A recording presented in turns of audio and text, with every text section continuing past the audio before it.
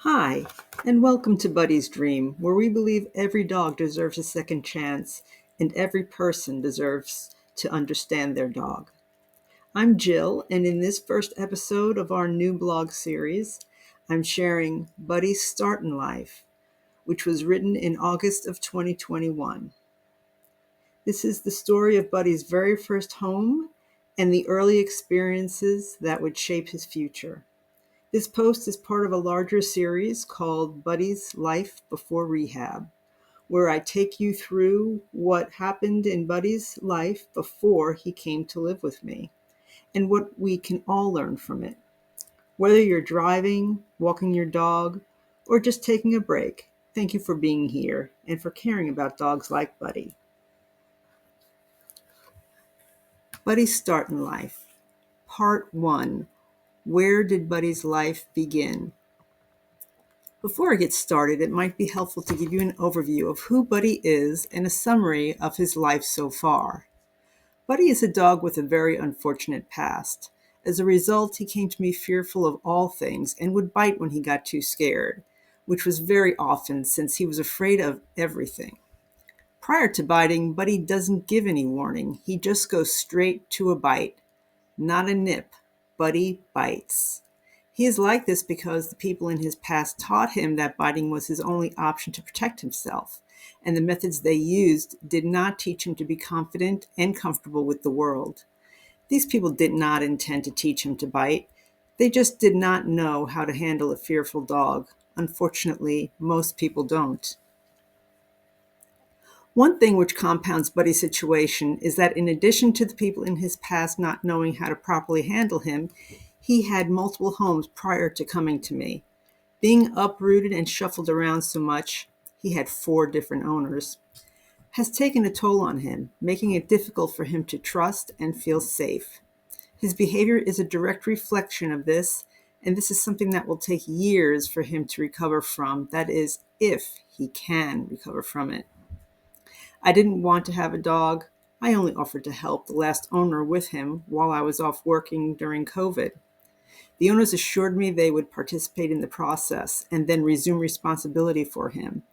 Unfortunately, and what happens far too often in these situations, they did not follow through and push him off onto me. This is how I ended up with Buddy. I will tell Buddy's story in a series of blog posts starting with owner number 1. Owner number 1.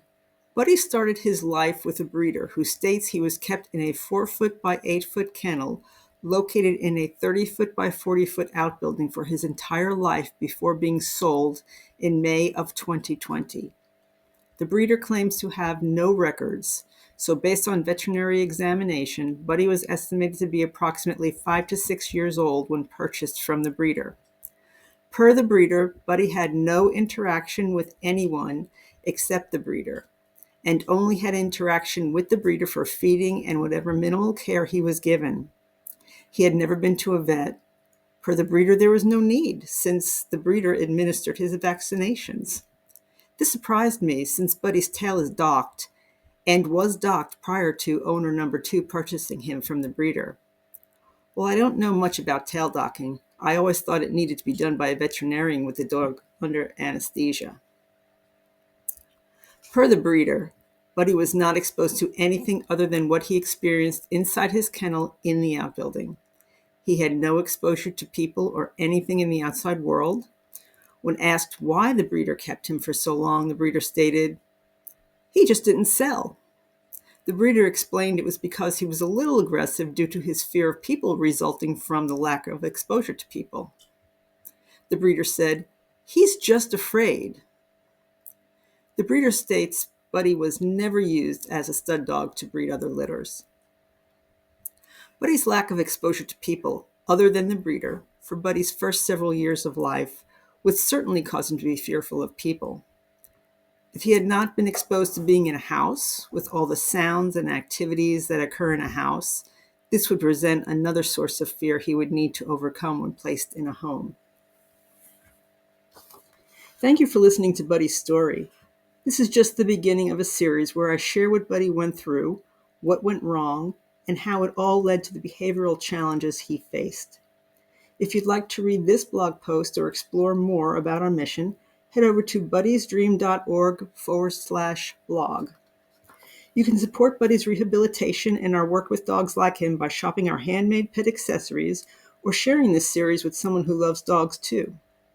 And if you haven't already, don't forget to subscribe so you don't miss the next part of his journey. Tune in for our next blog post titled, Buddy Finds a Home. Until next time, give your dog a little extra love for Buddy and for every dog who hasn't had an easy start.